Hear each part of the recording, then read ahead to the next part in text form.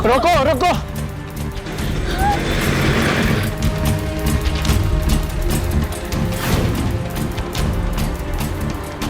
रोको बॉस, रोको रोको रोको रोको रोको।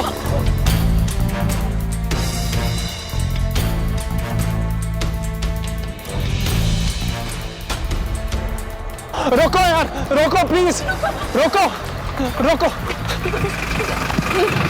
अरे क्या हुआ भाई? भैया आप चलो ना, चलो जल्दी कीजिए, चलिए चलिए। अरे सुनो भाई, पक्का बस ही थी ना? हाँ भैया बस ही थी। चलो फिर, चलो भाई।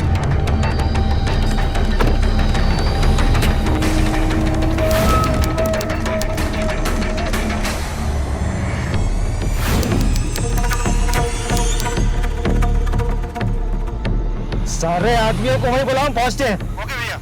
तो बीच सड़क पे गोली मार देंगे हम उसे। गोली नहीं मारेंगे, खेतों के बीच जिंदा जला देंगे, ताकि कोई भी आदमी ऐसा काम करने से पहले 1000 बार सोचे।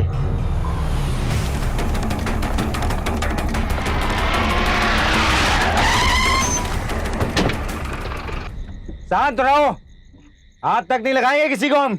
चोरी चकारी करने नहीं आए, तलाशी लेंगे, समझे? देखो भाई, देखो हमें एक लड़की और लड़की की तलाश है। फटाफट अपना चेहरा दिखाते रहो।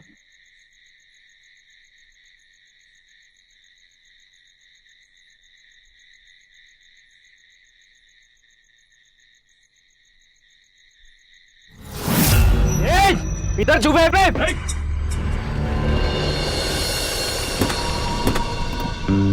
चलो भाई जल्दी करो।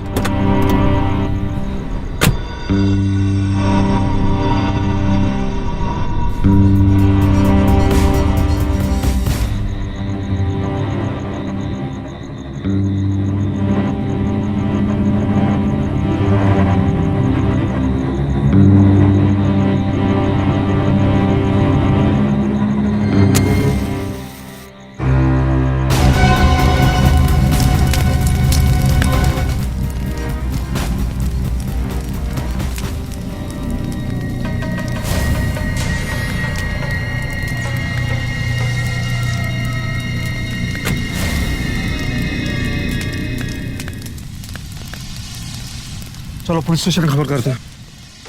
चलो।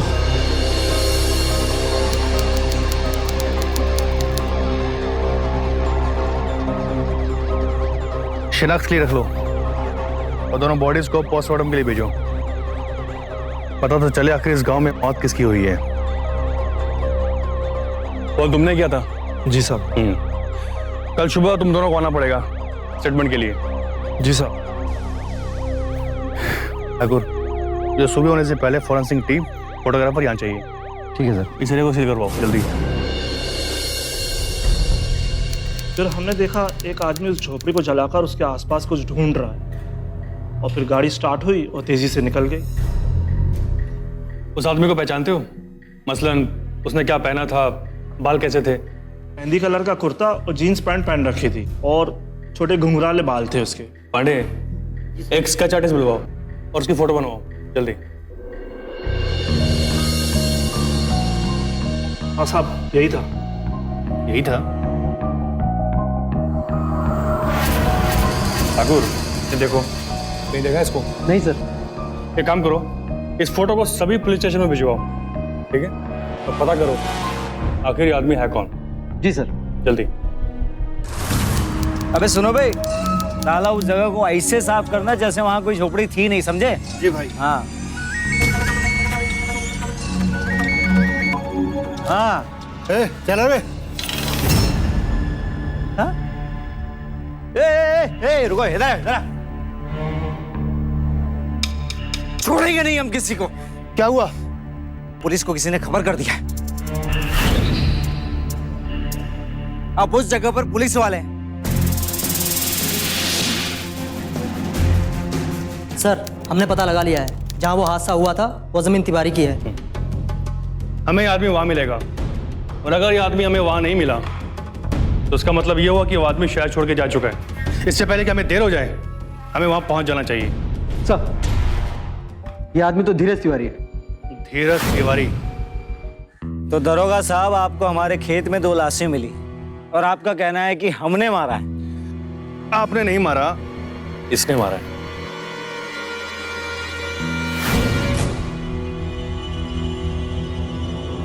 ऐसा कौन कह रहा है? वही लोग जिन्होंने आपके इसी भाई को उस जगह से भागते हुए देखा। अरे सुनिए दरोगा साहब, हमारा भाई डॉक्टरी की पढ़ाई कर रहा है कानपुर में। कई महीनों से घर नहीं आया, हमने उसकी शक्ल नहीं देखी है। तो उन लोगों ने क्या भूत देखा उसका? ऐसे किसी की भी बातों में आकर दोबारा हमारे घर आने की हिम्मत मत करना दरोगा साहब, समझे?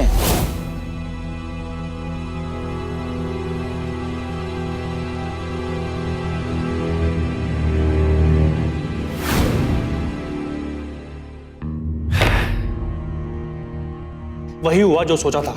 छोटा भाई खून करके भाग गया। ठाकुर, धीरज कानपुर के जिस मेडिकल कॉलेज में पढ़ता है ना, तुम वहां जाओ और पता लगाओ कि पिछले 10 दिन वो कहां था, और अगर मिले arrest him. Okay sir. Sir postmortem report आ गई।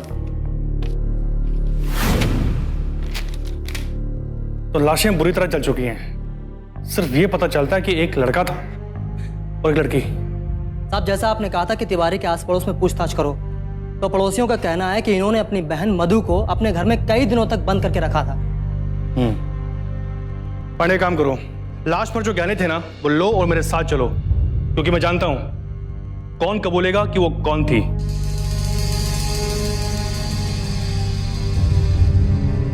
ये सामान तो हमारे मधु का ही है। जिस जगह पर खून हुआ उस जगह पर आपके छोटे बेटे धीरज को देखा गया। क्या आप मुझे बता सकती हैं कि धीरज इस समय कहां मिलेगा? देखिए इंस्पेक्टर साहब, हमें भी हमारी मधु की मौत का दुख है, लेकिन हमारे पति ने हमारे बेटों को खानदान की इज्जत की बागडोर थमाई है।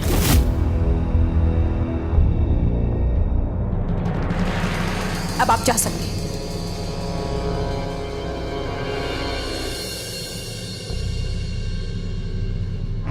ठीक है, अगली बार आऊंगा तो धीरज को गिरफ्तार करने ही आऊंगा। सर, धीरज कानपुर में नहीं है। मनमोहन के सब गेटों पर छापा मारो।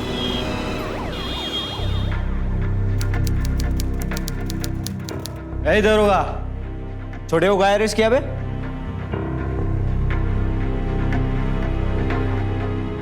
क्योंकि मेरे पास सबूत है कि धीरज ने पवन और मधु का खून किया है। और अगर तूने कोई होशियारी की ना तो तुझे भी अंदर डाल दूंगा, समझा? बट धीरज, चल बता मुझे कि तूने पवन और मधु को क्यों मारा? देख, बात घुमाने की कोशिश करेगा ना, समझ ले मेरे पास सबूत है कि तू ही कातिल है। बता। हाँ, मैंने किया सब कुछ। मैंने मारा है दोनों को, क्योंकि मुझे मेरी बहन से ज्यादा मेरी खानदान की इज्जत प्यारी है। और आगे ऐसा हुआ ना तो आगे भी मैं ऐसा ही करूंगा। वाह छोटे, वाह वाह, असली भाई है हमारा।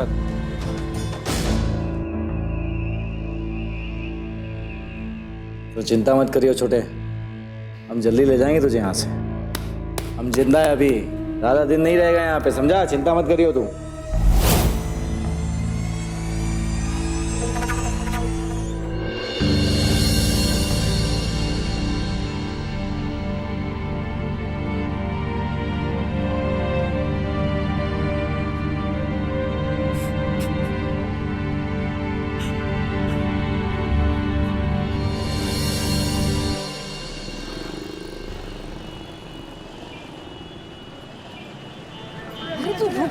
नहीं, मैं लेट हो रही हूँ बहुत ज्यादा। ऑफिस आज ही ऑफिस में रुकना था, मुझे तो कुछ समझ ही नहीं आ रहा कि ऑटो। अरे देख के चलो बे। सॉरी,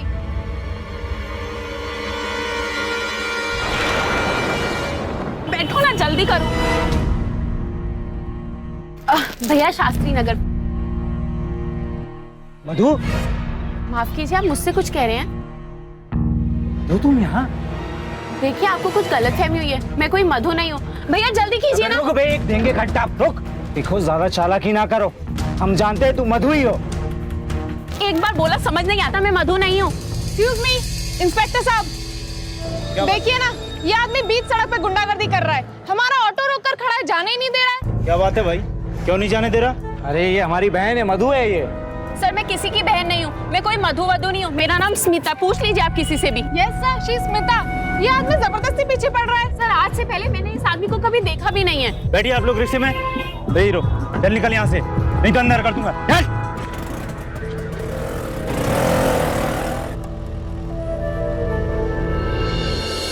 नमस्कार, मैं पूजा गौर सावधान इंडिया यूपी फाइट्स बैक में आप सबका स्वागत करती हूँ। गाजियाबाद में मनमोहन ने जिस लड़की का चेहरा देखा, उसका चेहरा उसकी बहन मधु से हूबहू मिलता था। कई बार ऐसा होता है कि चेहरे दिखने में एक जैसे लगते हैं, कभी कभी इस हद तक कि हमें देखने में धोखा हो जाता है। पर यहाँ माजरा क्या था? क्या ये लड़की मधु ही थी या फिर इसकी शक्ल सिर्फ मधु से मिलती थी?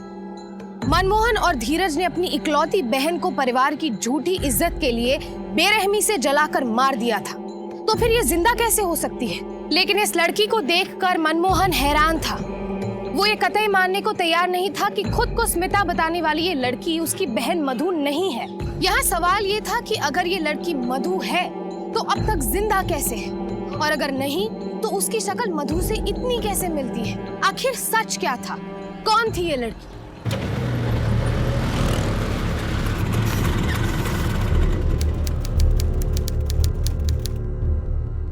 ये लो भैया। चल चल। क्या हुआ इतनी देर? अरे यार, रास्ते में एक आदमी इसके पीछे ही पड़ गया। बोलता तू मधु है, तू मेरी बहन है। अच्छा, तो बहन बनाना शुरू कर दिया, वरना बीवी बनाता। बताओ यार चलो अच्छा, चलो चलो, बहुत लेट लेट हो रहा है। हो हाँ चलो जल्दी करो।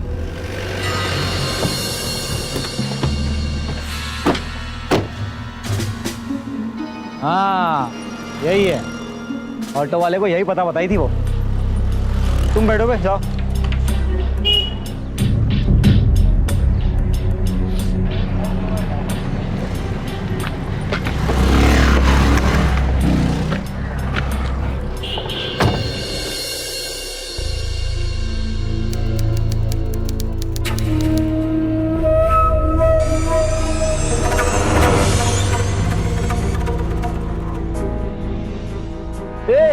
चौकने रहो बे।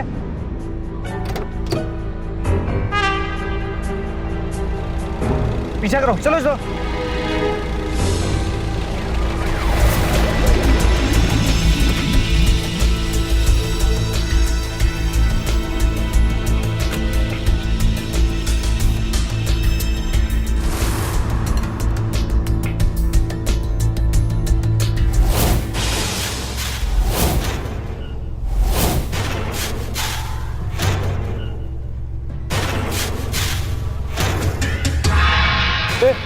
इधर जाता है। बे, अभी जो लड़की अंदर गई है ना, कौन है बे वो? कौन है? वो जो भी हो, तुम बाहर चलो, चलो जाओ। सुन, चुप। एक जो पूछ रहे हैं ना, चुपचाप बता दे, वरना माँ कसम यहीं गोली मार देंगे। बोल। साहब वो सुमिता और मोना मैडम है, इधर फर्स्ट फ्लोर पे रहती है।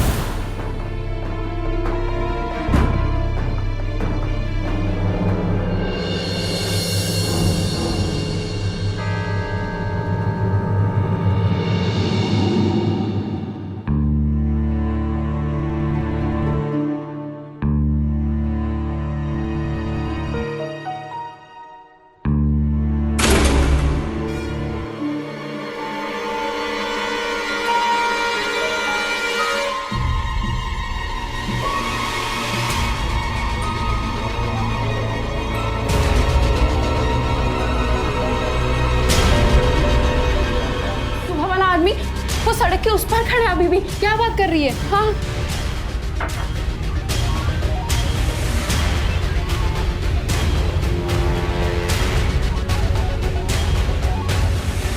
हाय, गुड मॉर्निंग।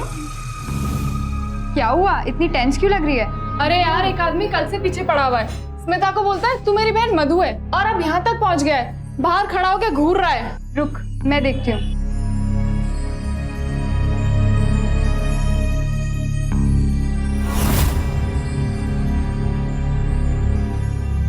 क्या यार, वहां तो कोई भी नहीं है।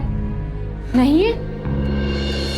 आपको जरूर कोई गलतफहमी हुई है। मैंने खुद झोपड़ी के साथ उन लोगों को जला दिया था। वो लोग कैसे पढ़ सकते हैं? हो सकता है आपने जिसको देखा वो मधु की हमशक्ल हो। अबे छोटे, लेकिन आवाज आवाज कैसे मिल सकती है? देख छोटे, हम कह रहे इसने जरूर हमें बेवकूफ बनाया है। भैया उन दोनों को मारने की सजा तो मैं भुगत रहा हूँ। तो हम क्या पागल हो रहे हैं? हाँ देख, चाहे वो हम सकल हो, लेकिन हम तो पता लगा कर रहे हैं। जे तो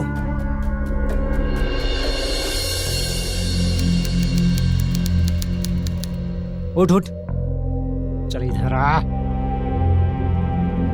सर। क्यों बे? वो लड़की समिता यहाँ कब से रहती है? साहब मैं ऐसा कुछ बता नहीं सकता। इधर ही उड़ा देंगे तेरे को, समझा? बता किसके साथ रहती है वो, बोल। साहब वो समिता रीता और मोना मैडम के साथ रहती है काफी टाइम से। यहाँ जो कुछ भी हो रहा था उस पर यकीन करना बेहद मुश्किल था।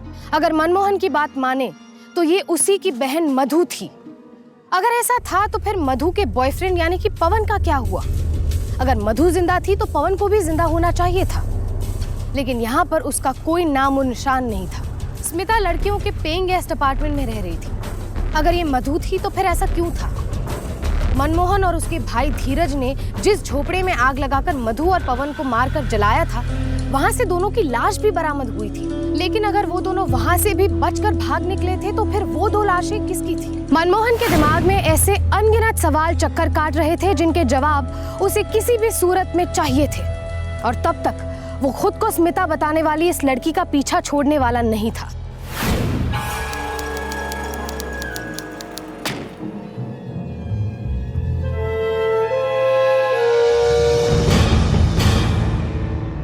हमें स्मिता के बारे में आपसे कुछ पूछना है। तुम कौन हो? हम भाई हैं उसके।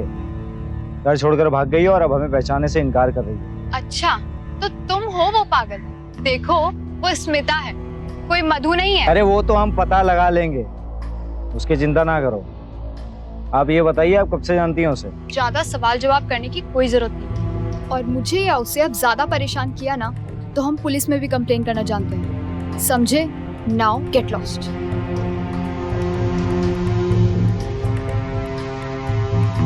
भैया सच तो हम पता लगा कर रहे हैं। अरे यार, वो पागल लड़का जिसके बारे में तुम लोग मुझे बता रहे थे, वो भी मेरे पीछे पड़ गया और तेरे बारे में पूछ रहा था।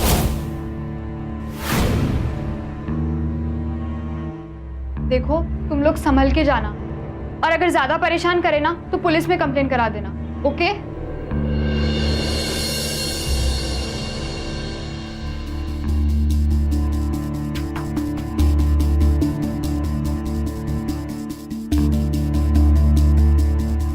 सब ठीक तो है? हाँ हाँ।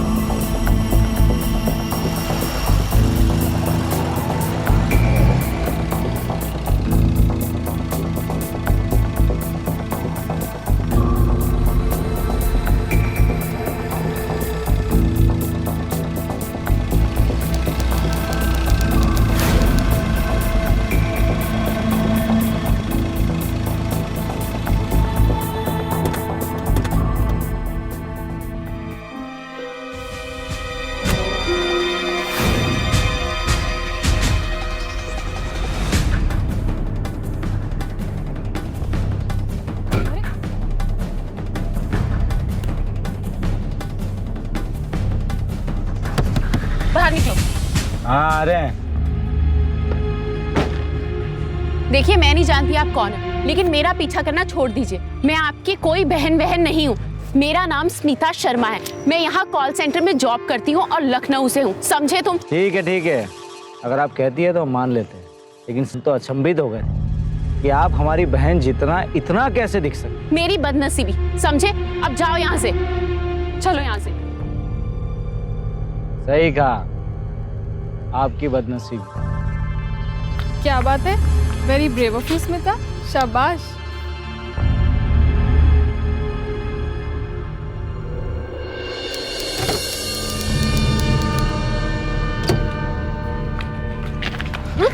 मधु बहुत हुआ, अब हमारे साथ घर चलो। क्या बे?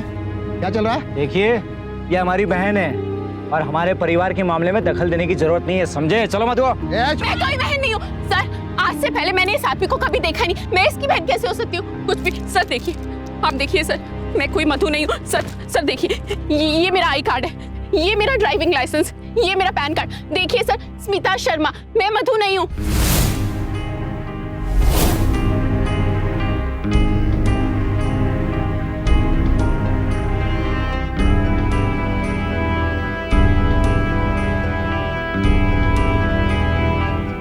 आप स्मिता हैं, लेकिन आपकी शक्ल हमारी बहन से इतना मिलती है कि हम क्या बताएं। ये देखिए, ये देखिए, ये हमारी बहन मधु का फोटो।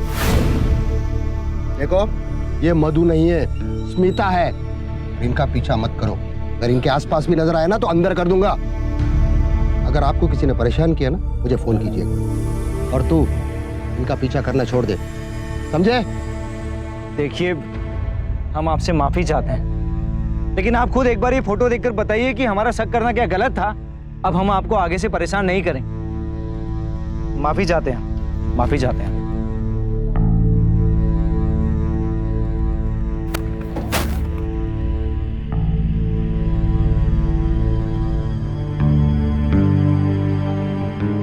आप स्मिता हैं, लेकिन आपकी शक्ल हमारी बहन से इतना मिलती है कि हम क्या बताएं।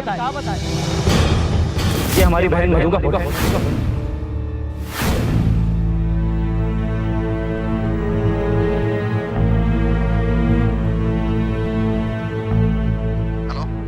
हेलो इंस्पेक्टर साहब, मैं स्मिता बोल रही हूँ। आप अब बेफिक्र रहिएगा। अब वो आदमी आपको परेशान नहीं करेगा। वो आदमी ये शहर छोड़कर जा चुका है। Thank you so much sir, thank you.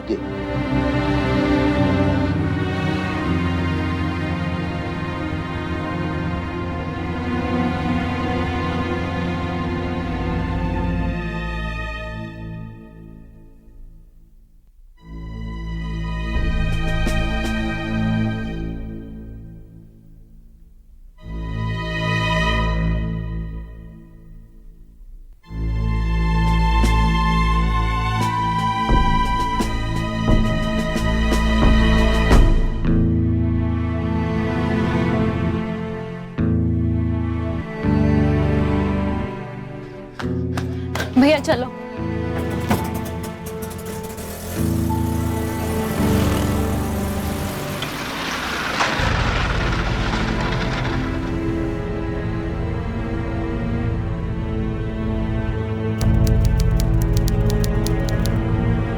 क्या हुआ? 4 दिन से तुम्हें फोन कर रही हूँ, तुम्हारा फोन क्यों नहीं लग रहा?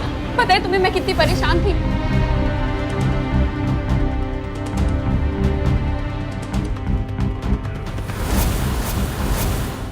हुआ क्या, बताओगी? मनमोहन भैया ने मुझे देख लिया। मुझे तुमसे ये बात करनी थी, लेकिन तुम्हारा फोन। अरे वो साइट पर खराब हो गया था, रिपेयर कराने दिया है। लेकिन भैया को किससे मालूम चला? अब हम यहाँ भी नहीं रह सकेंगे। कहाँ जाएंगे अब हम? तुम चिंता मत करो। जब हम गांव से भागे थे, खाली हाथ थे, कुछ भी नहीं था हमारे पास। अब थोड़े पैसे हैं, कमा रहे हैं। थोड़े और पैसे इकट्ठे हो जाए, हम मुंबई चले जाएंगे, शादी कर लेंगे। वहां हमें कोई नहीं पहचानेगा। भरोसा रखो।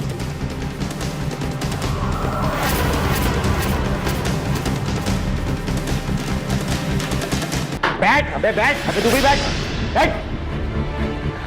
हमारे माथे पर कुछ लिखा है का? बेवकूफ समझती है हमें तू? क्यों है?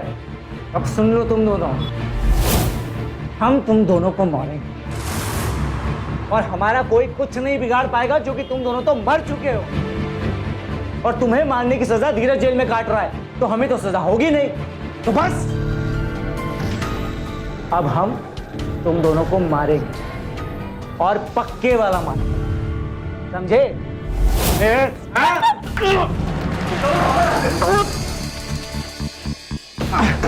अबे रोक! अबे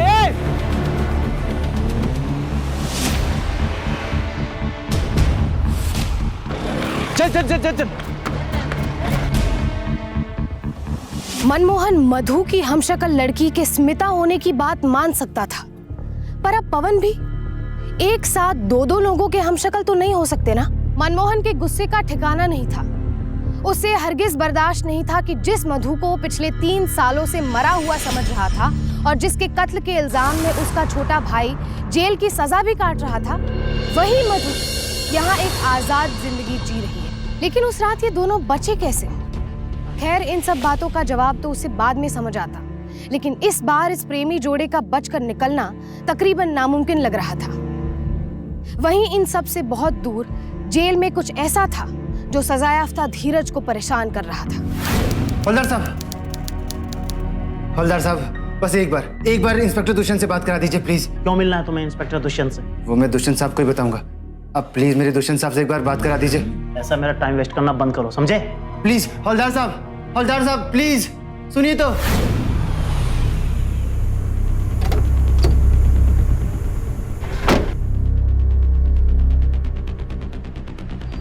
अबे आरटीओ ऑफिस चलो। हाँ चलते, चलिए। हमने गाड़ी का नंबर देखा है। चलो चलो बैठो। चल बे ओए, चल चल चल चल चल चल। भैया की गाड़ी पीछे दिख नहीं रही है। एक काम करते हैं, हम कार्तिक सर की पहले गाड़ी लौटाते हैं, फिर देखते हैं क्या करना है। हमें ये शहर छोड़ के भी जाना होगा। भैया हमें जिंदा नहीं छोड़ेंगे। ऐसा ही करेंगे मधु, तुम चिंता मत करो। हम पुलिस के पास चलें? हम ऐसा नहीं कर सकते। हम दुनिया की नज़र में मर चुके हैं। नया नाम, नई आइडेंटिटी, हम नए शहर चले जाएंगे, वहां में कोई नहीं पहचानेगा। और एक बात याद रखो, हम मधु और पवन नहीं, हम स्मिता और शेखर, इसलिए घबराओ मत। भैया ये गाड़ी किसी कार्तिक सेठ के नाम पर है और ये रहा उसका पता। चल बैठ, जल्दी बैठ।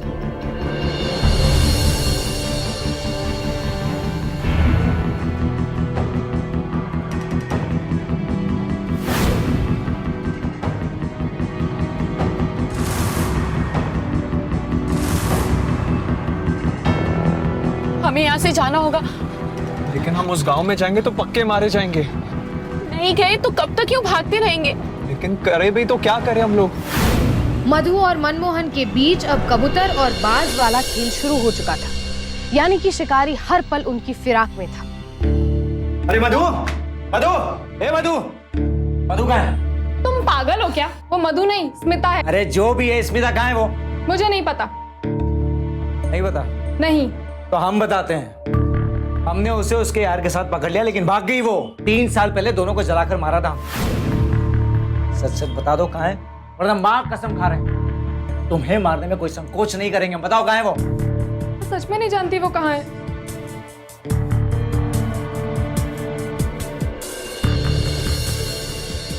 ए सुन बे, तू यहीं टिके रही हो, जैसे ही कुछ पता चले हमें खबर कर दो। वैसे इतनी बेवकूफ नहीं है कि वो यहाँ आए। तू हिलियो मत यहाँ से। चल बे आर्या, चल। धोखा दिया तुम हमें। हाँ, धोखा दिया तुम हमें। ये आपको जरूर कोई गलतफहमी हुई? कोई गलतफहमी नहीं हुई हमें। तो बेवकूफ बनाया हमने। तुमने कहा दोनों को मार दिया, हम मान लिए।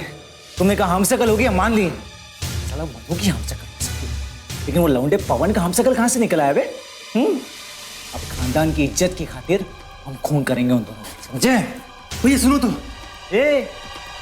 अब कुछ नहीं सुनेंगे हम तुम्हारी, अब तुम हमारी सुनो। हम जानते हैं कि वो तुम्हें जेल से छुड़ाने के लिए यहाँ जरूर आएंगे, लेकिन इस बार नहीं बचेंगे वो।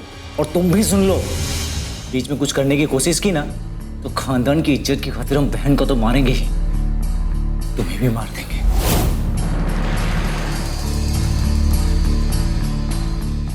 हमारे भाई ने हमें धोखा दे दिया और बहन ने बिरादरी में नाक कटवा दी। हम ही बेवकूफ हैं तो उस सपोले पर विश्वास किया। ध्यान दो भैया, गलती हो गई। अभी कौन सी गलती पे? ये सब कुछ जानबूझ के किया है उसने। अरे अब उसे जिंदा रहने का कोई हक नहीं है। हे आर्या, ये ले, अंदर जाके अपने किसी आदमी को दे दे।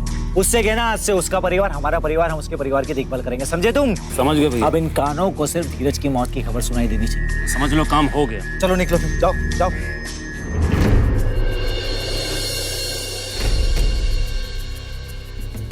इनमें संदेश है, इसे पढ़ लेना।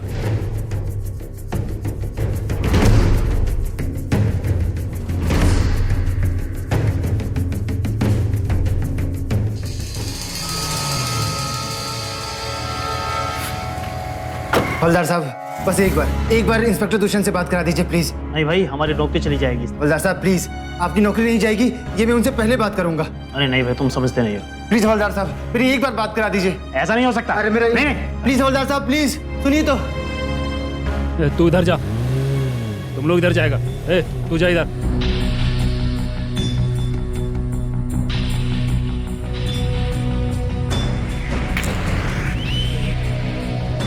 अबे छोटे, मरने दे, तू आजा। आता हूँ भैया।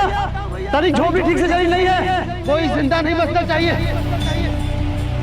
होगी हमशक्ल हो सकती है, लेकिन वो लौंडे पवन का हमशक्ल कहाँ से निकल आया बे? खानदान की इज्जत की खातिर हम बहन को तो मारेंगे ही, तुम्हें भी मार देंगे।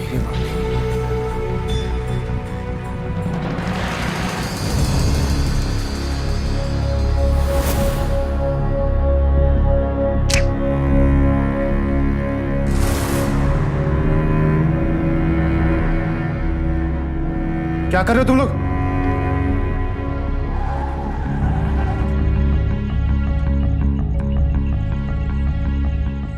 ये तो भैया के गुंडे लगते हैं। अगर उन्होंने हमें देख लिया तो वो हमें जाने नहीं देंगे। एक काम करते हैं, हम यही रुकते हैं। इंस्पेक्टर साहब कभी ना कभी तो आएंगे।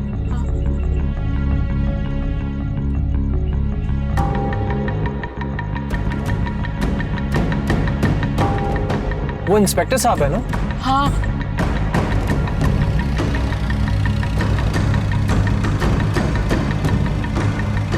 चलो चलते हैं।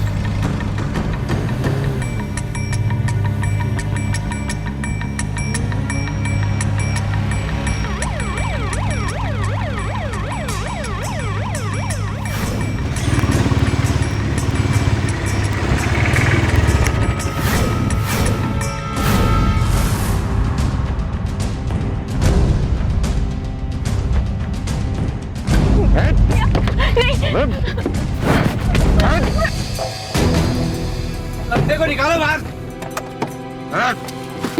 छोड़ दो भैया, छोड़ दो भैया, जाने दो। बिठाओ बे, बैठ। अबे बिठाओ बे लौंडे को।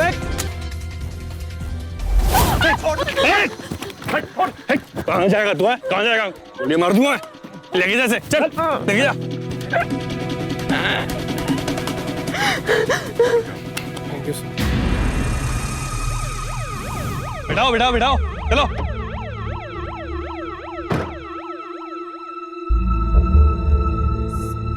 सर, हम आपसे मिलने की कब से कोशिश कर रहे थे, क्योंकि आप ही हैं जो हमारे धीरज भैया को बचा सकते हैं। छोड़ो बे, तक तो वो मर चुका होगा, सुना? मनमोहन, तुम्हारी ये गलतफहमी है।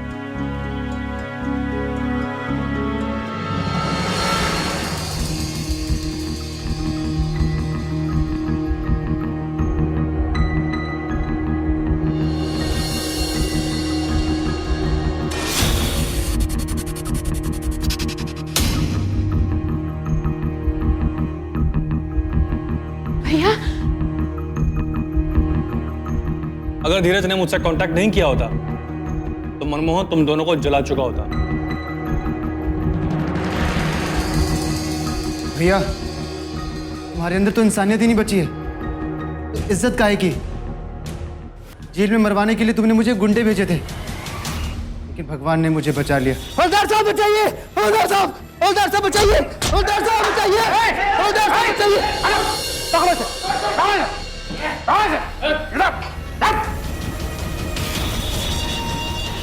अब तो आपने देख लिया ना हवलदार साहब, जो भाई मारने के लिए मुझे जेल में गुंडे भेज सकता है, वो मेरी बहन के साथ क्या कर सकता है। अब तो मुझे दुष्यंत साहब से मिलने दीजिए, मुझे बात करने दीजिए उनसे। हेलो, क्या? आता हूं मैं।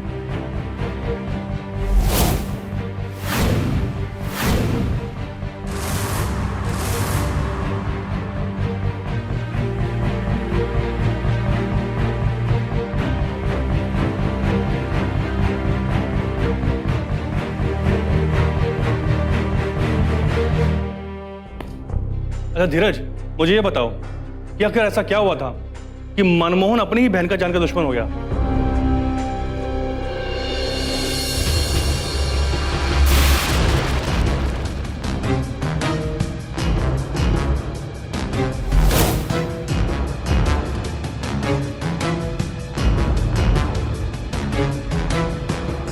सुनो भाई। हाँ पता करने ये लौंडा कौन है। ठीक है। बाजार में हमारे खानदान की इज्जत उछाल रही थी, दूसरी जात के लड़के से बात करने की हिम्मत तक कैसे हुई तेरी? भैया हुआ क्या, क्यों मार रहे हैं इसे? अबे देख, जान से मार देंगे तुझे हम अगर तूने हमारे खानदान की इज्जत को बाजार में उछाला है तो। और तू छोटे देख, हमसे ज्यादा पढ़ा लिखा है, समझा ले इसे। ये उस लड़के से ना मिले, अब ये तेरी जिम्मेदारी है, समझा?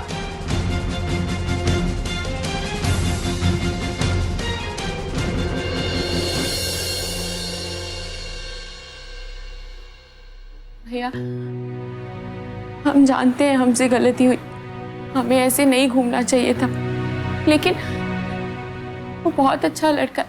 जब खाना खा लो और उस लड़के को भूल जाओ।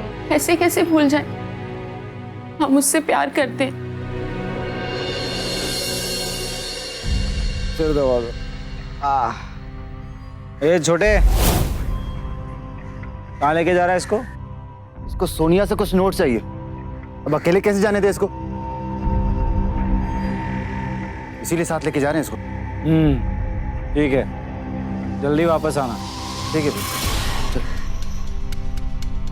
पवन देखो, तुम एक अच्छे लड़के हो, लेकिन इस बारे में मनमोहन भैया से बात करने से कोई फायदा नहीं होगा। भैया खानदान की इज्जत के लिए तुम्हारी जान भी ले सकते हैं। तो ले ले जान, लेकिन मधु के बिना नहीं रहेंगे। सिर्फ एक बार मनमोहन भैया से बात तो करा दीजिए। ज्यादा हीरो मत बनो, तो क्या करें भैया हम? तुम्हारे मरने में ही तुम्हारी भलाई है। भैया भैया मधु घर में कहीं नहीं है। क्या?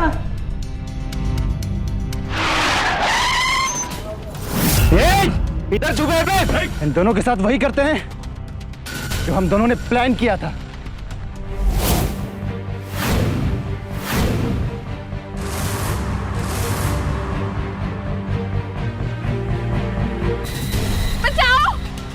मार देंगे, छोड़ेंगे नहीं तुझे, जा। छोड़ेंगे नहीं। इतना फर्क है दोनों में। एक भाई अपनी झूठी इज्जत के लिए अपनी बहन को मारने की कोशिश करता है, और दूसरा भाई अपनी जान की परवाह ना करते हुए उसे बचाता है। शर्म आनी चाहिए तुम्हें। धीरज, आखिर वो दोनों लाशें किसकी थी? सर मैं MBBS कर रहा था कानपुर से। ये लाशें लावारिस थी जो मेडिकल कॉलेज में आती हैं। चल, चल। ये अच्छा नहीं किए तुम, ये अच्छा नहीं किए तुम। तुम्हारा केस मैं दोबारा ओपन करवाता हूं।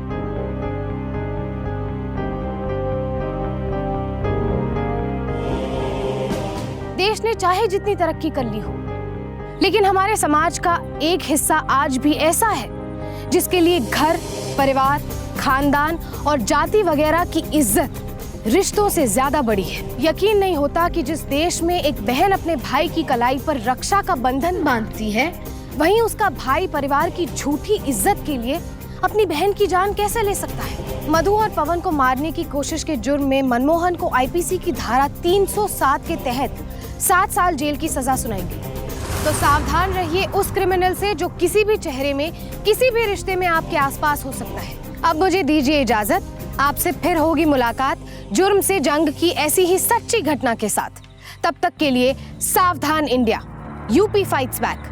जुर्म से जंग जारी है, अब यूपी की बारी है। तो सावधान।